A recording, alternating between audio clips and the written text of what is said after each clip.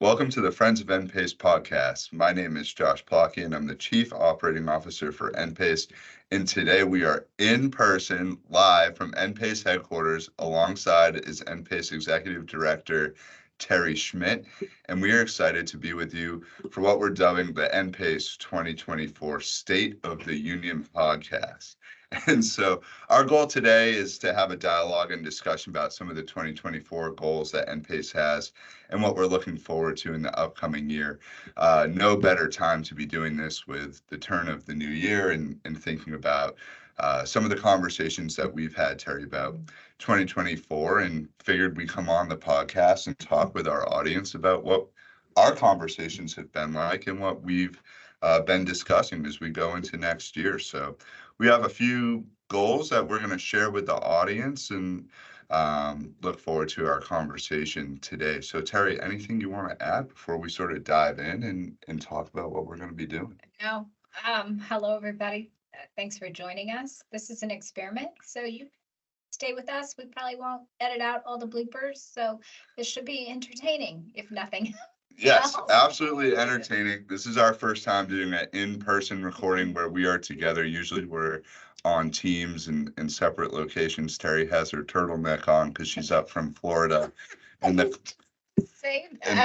cold weather, but 40 degrees in Boston this time of year. We'll take it. So with that being said, let's shift our focus to, we have three big goals next year. And I think the biggest ones are, what is the purpose of NPACE and the education that we're doing?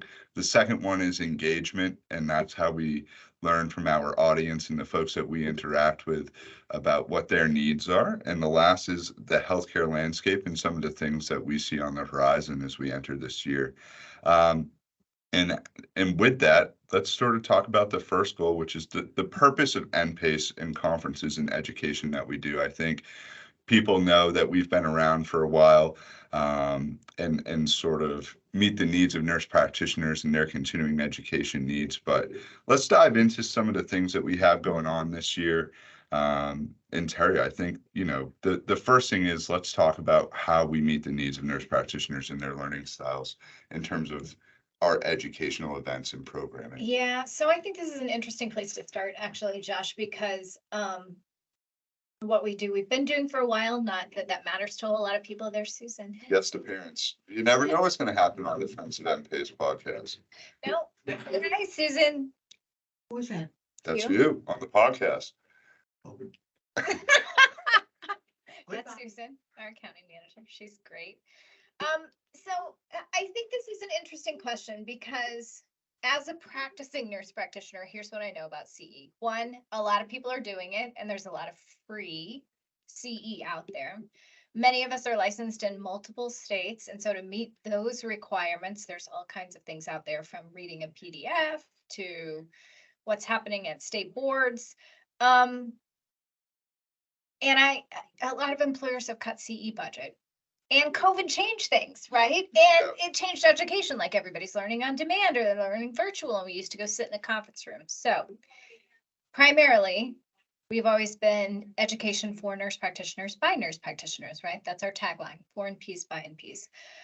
But now we're meeting that in multiple ways. And so, I could talk about what this is with the audience. We still do fantastic live conferences. So different from going to a national meeting or going to a free CME or reduced CME. We try to make it in locations that people can just relax and fill their own cup, because it's just not happening in practice. But it's also very different now, right? We're doing on demand. We have grant funding, which we hadn't done before. We are delving into that. We're trying to focus on places other people aren't meeting. So like our non-partnership. I know when I was a brand new faculty, I had no education in how to be a faculty member, and now we have that. So we're trying to meet needs. Conferences are great. They're always engaging. We feed people lunch. There's always wellness on site. They're fantastic locations that you might not normally go. Everybody knows that, but the heart of what we do is really improving patient outcomes by filling the cup of the nurse practitioners. And so we're not an organization with membership. We're not lobbying. There's no agenda. All it is what do you need to know? Where do you want to learn that at? And in what way do you want to learn it? Yeah, I think when people ask me what sets NPACE apart or what sort of things do you feel people take away from your conferences, I think the thing that I like to tell people is our goal is that somebody comes to an NPACE event, and whether they're in an NPACE program or a partner program or a sponsored product theater, that they go back to their practice and say, oh my goodness, I learned about this new therapeutic opportunity to treat my patient with this new product or this new methodology or this new diagnostic test, and it came to them from an NPACE session that they attended, whether that's at a conference, whether it's at an online program. And that's really our goal, is that you have takeaways that you can implement into your practice at any of our educational programs. And as Terri mentioned, the content, the speakers, the things that we do when we're at our events are meant to be a wholesome conference experience. There's certainly the continuing education component, but the networking opportunities, the opportunity to learn from different speakers and be able to approach them and ask questions and pick their brain a little bit. The exhibit hall with companies that are there to delve into the different things that they have going on. We're really trying to meet the needs, not just for your continuing education, but a wholesome educational experience, I would say. Right, because everybody needs CE. But there are choices in how you get that. I would just add an anecdotal story. So one of the grant funding we did, there was like obesity and GLP-1 education everywhere in the last 2 years as we've looked at these drugs that help with weight loss. And it almost gets on my nerves just a little bit. But one of the grant funded we did that you just said, can I take it back to practice? I've used it every week in the last 6 weeks. And we did a grant funded on drug interactions for treating COVID. So Paxlovid, there are so many medication interactions with that drug. It's really dangerous. And so now we have this free education that the fantastic Dr. Wendy Wright did. And I have used that. I had to sit through it for work, but it's definitely what we do makes a difference. And sometimes I don't realize that till I go back to practice and I'm like, oh yeah, this thing that we did, which ultimately is the goal. The other thing you put down here is wellness. When we travel, it's super hard to be well, right? But always on site. Who wants to get up early and go to the gym after the conference, say get in there, but we always make sure that there is a gym. We're doing a little yoga because we want it to be non-threatening. It's never sweaty. You don't have to get up. We did do kickboxing in Phoenix, so I got to punch fellow staff members, so that was fantastic, actually. Or they got to punch me, but so it's that. The on-demand is wherever you want it, when you want it, and it's not just a PDF that you read. And now we've got some CE even with the podcasting and infographics. We've started with just handouts you can take into practice. So there's a lot of things going on. Here would be my thing to the audience. What's your pain point? Like, I need to know, we need to know. We can't do what you need unless somebody tells us. And I don't know where people are hurting. I know what I need to look up every time I practice. I know how limited my time is. I know how limited my travel budget is. And I know the places I want to go, like Sonoma. Yes. There's I want to have a conference in Sonoma. There's some exciting prospects in terms of NPACE and where we may be going beyond 2024. And we have some excellent locations. If you're a fan of the beach and being able to get outside and be in that sort of environment after a conference day, this is the year to come to an NPACE conference with 3 amazing locations that are all beachfront in Hilton Head, Clearwater, and Dana Point. And if you're a city person, and Cape Cod. And I was just going to say Cape Cod. I forgot also. Maybe the most popular beach location we have. In October, if you want to see fall foliage. Yeah, and if you're a brave soul, you can get in the water still in October, like myself. So Terri will not be in the water. And we're going to Boston in August, which Boston's a great city. If people haven't been to Boston, it's fantastic. Very excited, very biased towards Boston, being born and raised here, but it is a fantastic city and time of year to be in town. August, nothing better than summertime in Boston with everything in bloom. Public Garden is a 5-minute walk away. Hopefully the Sox are playing that weekend. Lots of good things to be able to be done. I want to throw in something else. So we're doing all these great in person, and that's kind of been the trend forever in CE education, but now we're doing virtual also. Everybody's doing virtual. It gets difficult to engage when you're at work doing some of those things, but it's a reduced cost, right? Because you don't have a hotel and you don't have travel. We're doing 2-day virtuals, and we're going to do some specialized topics and recordings this year, which I think will be really important. I want to see how that flies, and we would love feedback on that. So we'll get to that. It's a great segue into the second goal that we have for next year, which is engagement. And Terry sort of spoken to it already. And it's feedback, it's comments, we need to hear from you in terms of what your educational needs are and what you're hoping for NPACE to help you with when it comes to that.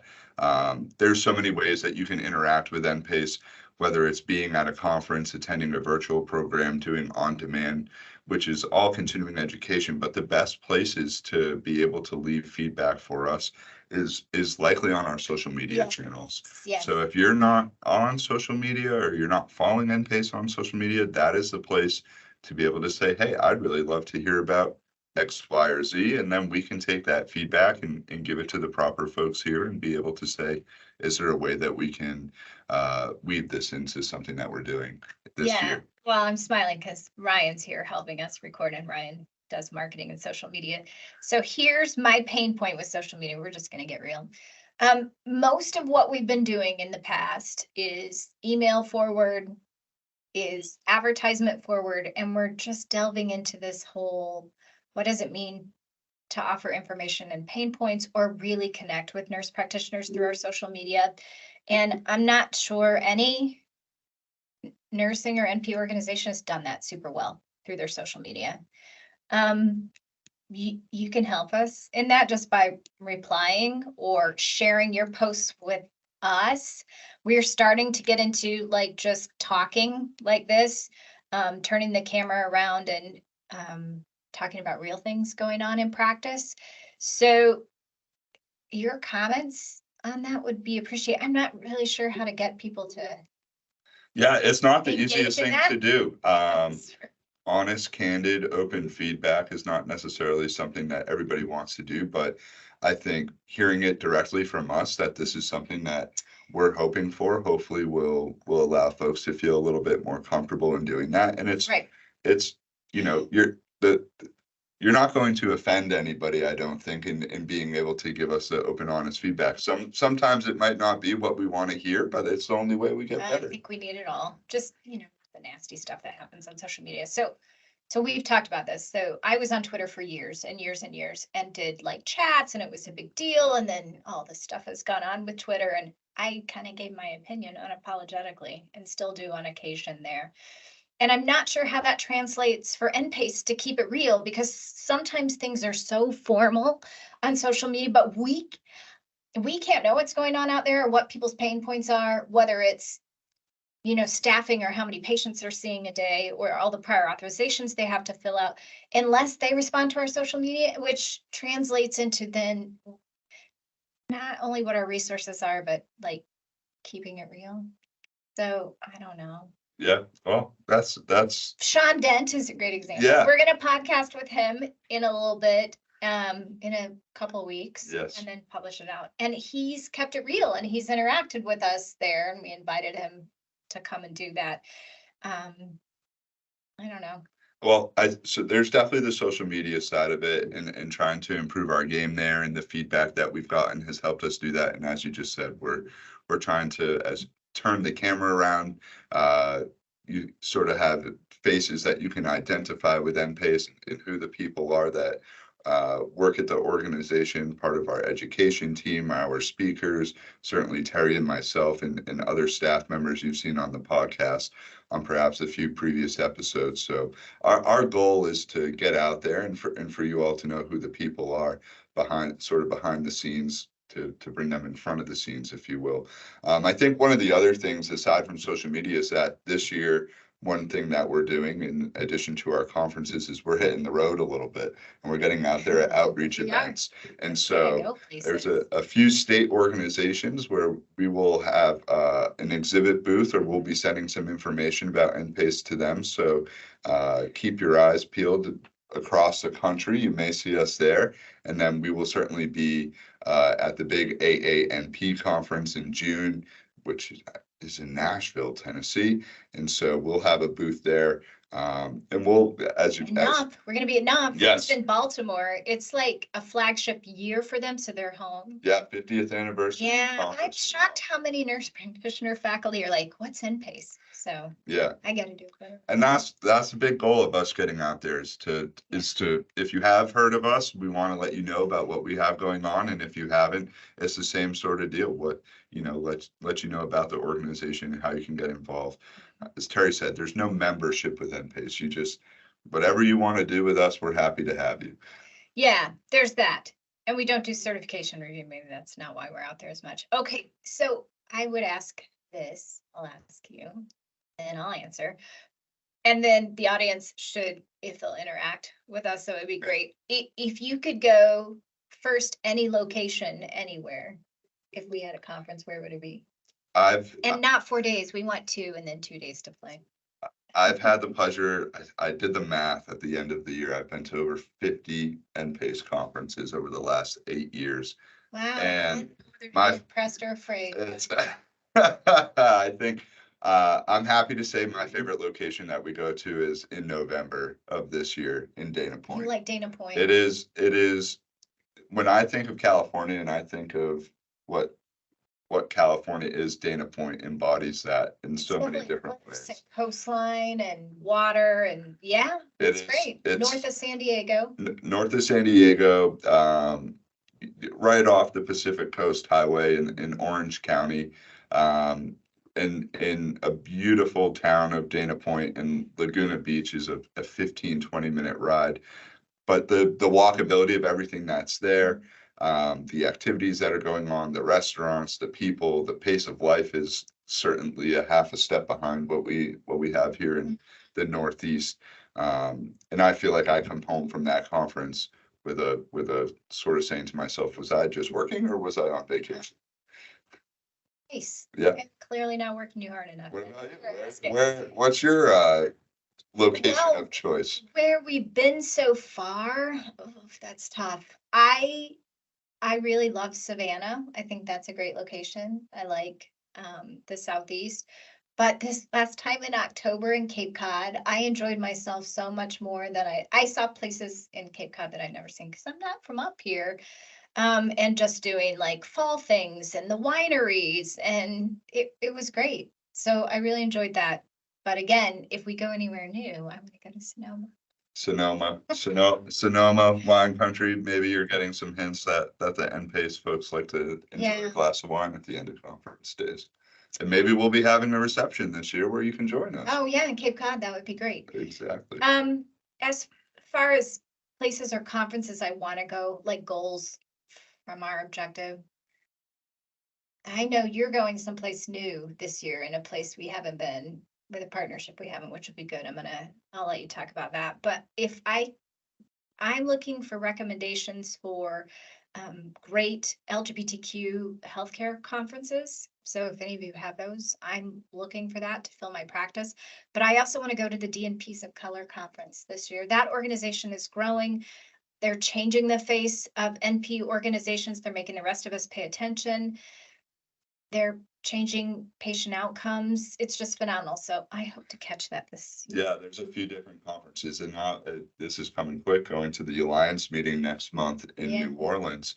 First time going to be at that event, and I've heard some great things from some of the partners that we work with, that it's an opportunity for us to get out there and learn from other providers and folks that are in this space and get some insight into how they're doing things. What can we learn from them?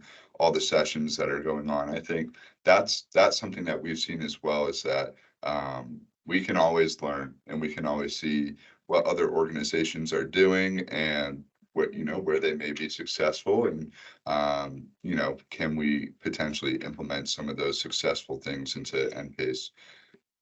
Yeah, I think that's important. I could get totally tangential with that because I'm not sure conferences should still, in the nursing and education world, they've always happened the same way for a long time. Like you go in a room and there's a PowerPoint and someone talks for an hour, or they talk for 90 minutes, or Does that model still hold water? So that's why I want to see what other people are doing.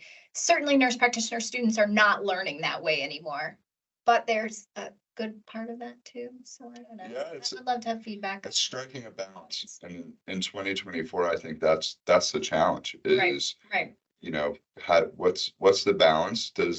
Do people want to be in a room for, 2 to 4 days and listen for, 5 or 6 hours a day? I'm sure there are some that's their preferred method of learning. I'm sure there are some that It's not. it's not. In an age of TikTok, I just worry about that a little bit. So, but also, how do you do different education with 300 people or more in a room? Like, how do you execute that? I don't know. I'd be interested to hear what people have to say about that. Yeah, feedback, tips, things that you may have seen out there at other events. We're happy to learn more on that. And I think it's a great segue into some of the things that we're seeing out there. You talked about it right now. It's that time of year, if you will, where respiratory illnesses and COVID has seemed to have somewhat of a resurgence. And so So much COVID. yeah, it's not great. In some states, I know that there's been mask mandates that have been re-implemented in healthcare settings. And we won't go down that mask road in terms of how people feel about that. I think all we can say is you need to do what you feel most comfortable with, and NPACE conferences will employ that as well when we're in person and together. And so with that, there's also education on that. As Terri mentioned, there's a Yeah. Paxlovid program that we have that was grant funded by Pfizer on our learning center, where you can learn more about that. There's, I want to say, at least half a dozen other free courses, and then everything else that people can dive into. Yeah, we really tried to push funding things that meant something to us personally, right? That we see all the time. So the Paxlovid drug interaction, and again, a big shout out to Wendy, right, on that. Vaccine hesitancy. I'm seeing so many people now, adults, children, refusing vaccines in my practice. And so we had another grant funded education that's got great tips on that. Dr. Wendy Wright did that as well. I do diabetes consulting, which comes a lot with metabolic disease, neuroendocrine disease, and of course, obesity. And the new GLP-1 RA drugs, the receptor agonist drugs, have been huge on the market, right? It's an injection once a week, everybody's getting skinny, everyone wants it. But the biggest issue is how to deal with growing obesity. And so we got grant funding for that and did a whole workshop that's now free. It's got 3 CE credit, but here was the takeaway from that. One, Dr. Angie Golden, who's a past president of AANP, and Chris Kessler got together and worked on that together. Angie's an obesity expert. You can feel her passion when she talks about that, talks about bias in healthcare, gives a list of drugs that are obesogenic that we should all be thinking about. Like, I write for these drugs all the time, but they could be creating obesity. Her personal story is in that. They did a podcast with us. Like, it was all so tied together, and it was so much more, probably for us, maybe not for the audience. It was so much more than just CE. It's personal, and it affects the majority of patients I see, whether they come in for hypertension or depression or sleep apnea or anxiety. A lot of it's tied to their obesity. So we sought out that. As we're going into 2024, and there's not grant funding for everything we want to do, that, helps us bottom line, because it's expensive to run a coffee. Sometimes I don't think people realize, like, when a gallon of coffee, 16 level cups, is $150 a gallon, plus hotel tax, plus service charge, that's just the coffee at a conference. That's not the AV, that's not the room. So keeping all of that in mind, we got to pay people, and we do this for them. Yeah. We're at a break even. But we're going to do some things that we don't have grant funding for. So one of the things I hope happens this next year, psych mental health drugs, advanced psychopharmacology, looking at some of those drugs. There's some new medications coming out on the market. I hope that we get to work with some of our experts like Josh Hamilton on those kind of things. The other need I see in practice that no one else is doing in the CE world is really addressing pediatric refreshers or refresher courses for nurse practitioners. Like I said, we talked about teaching nurse practitioners and what that, because it's so different and no one teaches you how to teach. So we have the NOMP. I think those things will be big moving forward. And we have a wellness page. You can do yoga at the office, or there's like 10-minute meditations. I turn that on all the time. Of course, you can get that from YouTube too, but it's important to what we do on ground and our virtual conferences even. So those are trends. I'll shut up now. No, I think all of that is what we're looking forward to this year, and some of the things that you mentioned with Josh Hamilton. We had a great episode on the podcast with him. Did. Oh, that yeah. that I includes. talked to him and forgot. That's all right. So that episode contains continuing education, episode 5, which you can find on the Learning Center, and I think there's a quick post test you have to do to earn Yeah, your we have to CE track credit the for CE that. somehow. So, and you get you get your certificate as well if you do that. So, a few episodes there and the one with Angie Golden also has continuing education credit. So it's a great episode. yeah, It's hard not to get wrapped up. if this is your first time tuning in, we highly recommend going back and at least listening to episode 2 and 5, where you can earn some continuing ed credit. Certainly the other episodes are fantastic as well, but did want to mention that.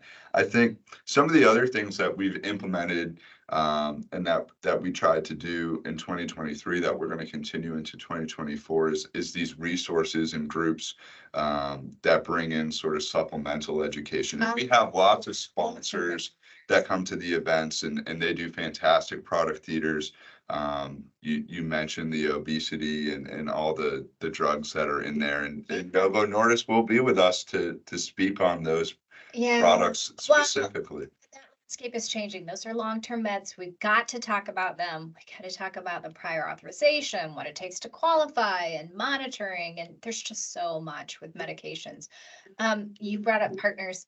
Chuck Vegas, is he going to speak with us? He's great. He did vaccinate us last year.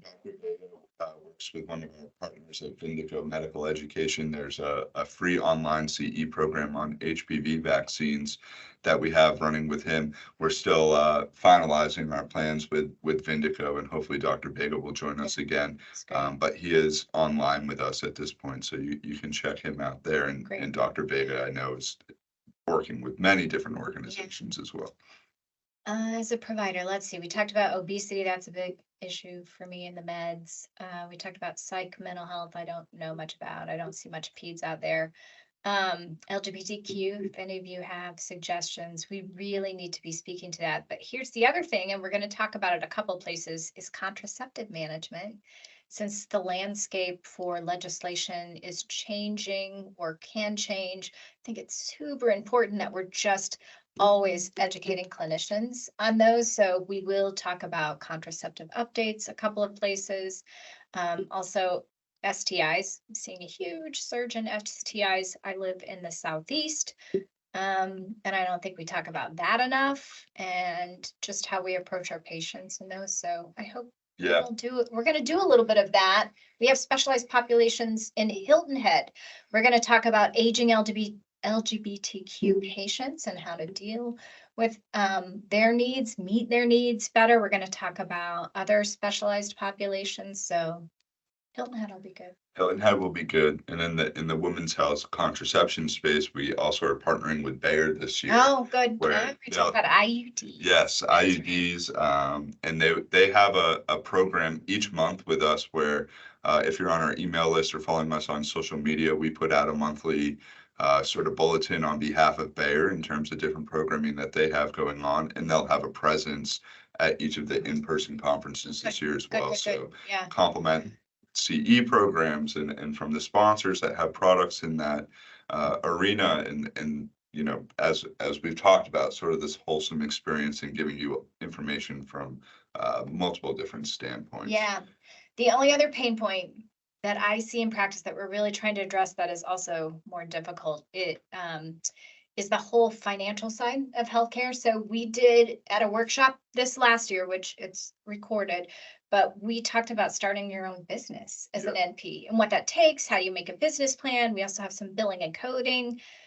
You know, how do we get into that more and make that meaningful when we talk about referrals, prior authorizations, knowing the insurance landscape? I don't know what the answer to that is. I mean, it needs to be sprinkled in amongst all these topics and amongst the pharmacology Everybody needs pharmacology credit to reaccredit. Yes. So recertify. So that's what they want. But how do we get at that? You know, when you have 27 states where we have independent practice now, how can we better serve that? Would anyone even come to those things? I don't know. That's why we need interaction on the social media.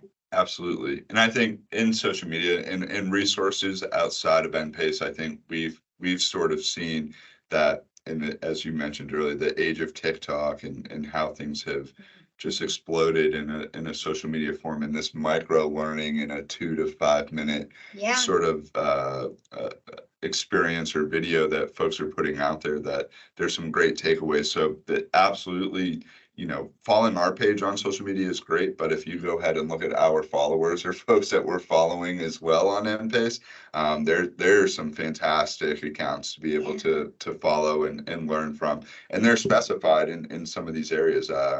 Yesterday, we connected with somebody who is doing charting and is helping folks with their charting, and got reached out to by a woman who is helping to educate folks on medical cannabis and the benefits to that, and helping to address sort of schizophrenia and movement disorders with that. And so there's so many resources out there, and I think it's beyond the top 5 diabetes, cardiovascular. Right. That's always going to be there, but what are some of these new things that have come to the forefront, and who are the people behind that are experts to be able to help us educate everybody? Like Lynn Rapsilver. Are we following her? Does she have a social media page, Lynn? We definitely are. She's the one that came in and talked about how to start your own NP business, and she's vested in that. She has a whole organization helping other NP businesses. Nurse Practitioner Entrepreneur Network, I think is what it's called. But check out Lynn LinkedIn. She's a fantastic resource for nurse practitioners that are interested in starting their own business. So as a clinician, the pharmacology, the obesity, the psych mental health, contraceptive management, my marginalized populations, this whole insurance, don't even get me started. It's January. The staff know. I came into the staff meeting this week going, well, I just read the insurance formulary for 2024. Not happy. Won't get into that here. But it's just a constant burden. The only other thing and it's hard, we're an educational company, how do we impact this, is those people who have limited access to healthcare and access in the communities. So the only thing we can do that we started it's an initiative I'm very proud of in 2023 is we started working with on-ground nonprofits. In places we went, we reached out to them. 2 of them stuck in 2023. One of them is an organization called HUGS Savannah, HUGS. It's an acronym. But what they do is psych mental health counseling across the board. That you don't have to fill out paperwork, regardless. $25 a session. Fantastic. They were with us in Savannah, Georgia. Because their state licensing laws they have to do, but they're moving into South Carolina and we're going to Hilton Head. So they're going to join us again there. We made a huge impact. We raised like $5,000 plus awareness. Like we got the word out to all the NPs who were at that conference. You can get your patients in, they can be seen. Mental health is a big impact and there's not enough access to counselors and it's cost prohibitive. So that's one thing we did.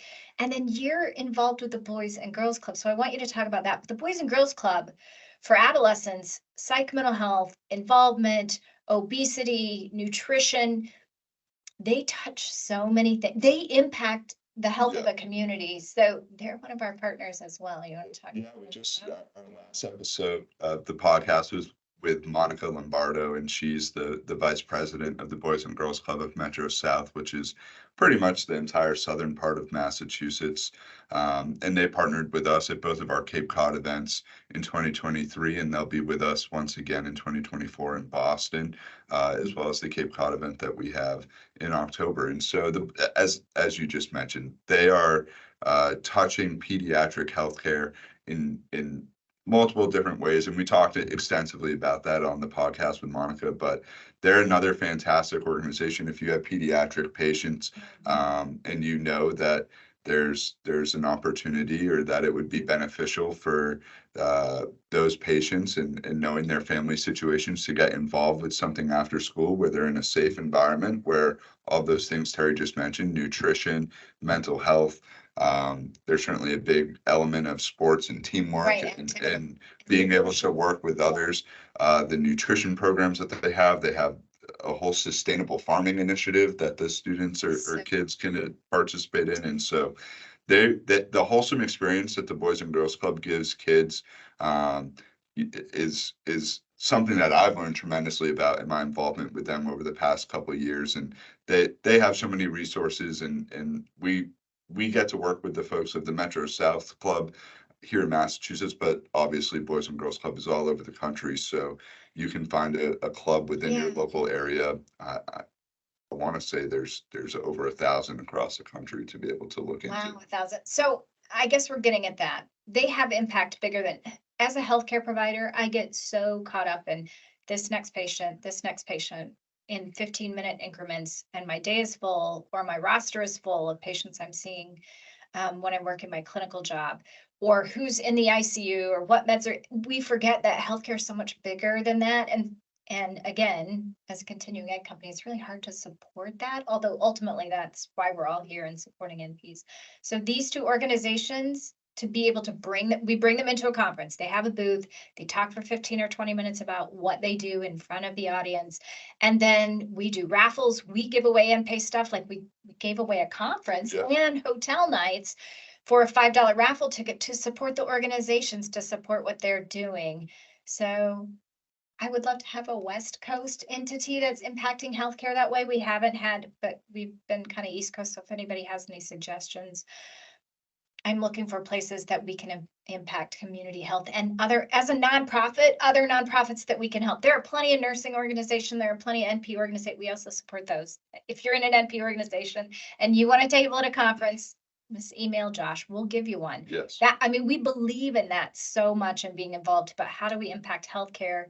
How do we impact what's happening with nurse practitioners, keeping their cup filled, keeping them informed, helping them not burn out? It's happening in, advanced practice as much as it's happening at the bedside for nurses. And that's part of what this organization sets out to do.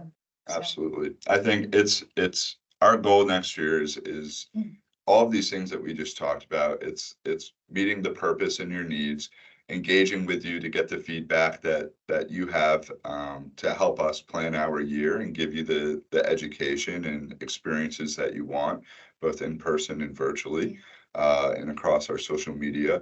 And it's keeping up with these healthcare trends and the landscape of things that are ever changing. It's, you have your doctor's visits, you have your or nurse practitioner visits, should I say, and going into the office. But what are these supplemental resources? What other organizations that maybe doesn't come to mind at the forefront of healthcare, but has an absolute impact on it, and maybe a more subtle way than you may think off the top, and being able to bring those to the forefront a little bit more, and letting folks tap into those resources. And so all of this is going to be happening across 2024 in the NPACE sort of calendar and events that we have. The best place to find us is npace.org. That will lead you to everywhere that you need to go when it comes to what we have going on. I think it's a good time for us to say so long and farewell till our next episode that we'll be recording. Our next episode we'll be recording next week. We have two on the docket, one with Jessica Peck, which we will dive into that pediatric healthcare a little bit more. And then Sean Dent, who we mentioned as well.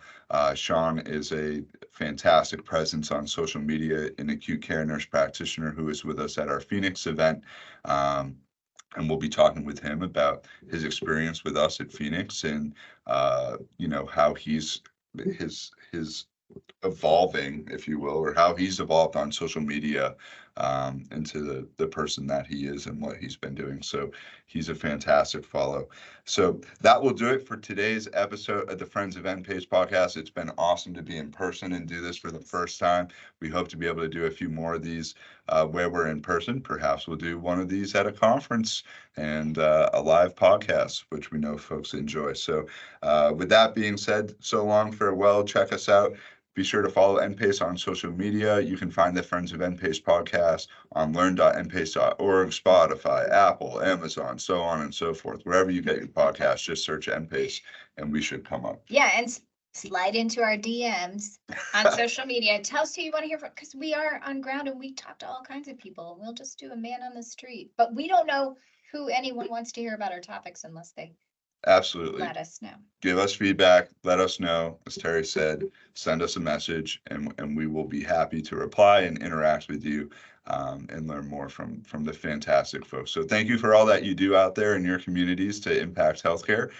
We look forward to seeing you at an NPACE event in some way, shape, or form this year. Yeah. So long, everybody. Bye.